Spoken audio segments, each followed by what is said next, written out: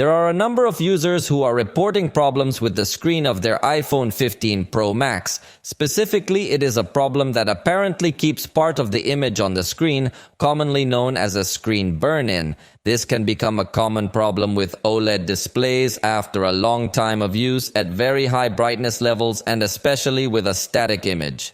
However, the report seems to have come from users who are only a few days into using their device, and so it sounds so strange that this is happening. There are a few users reporting the problem on Reddit, where, by the way, in the comments also another user reported that in the left area of the dynamic island there seems to be a display problem on their unit as well. Users have taken screenshots to be absolutely sure that this is not a software problem but a hardware problem, as the screenshot does not look any kind of problem or ghosting. So far, I have seen about 3 reports on Reddit and 4 reports on the official Apple forum, where also the support people are responding that they are going to do some software checks, but the real solution is simply going to be that they go to the store where they bought it and change it.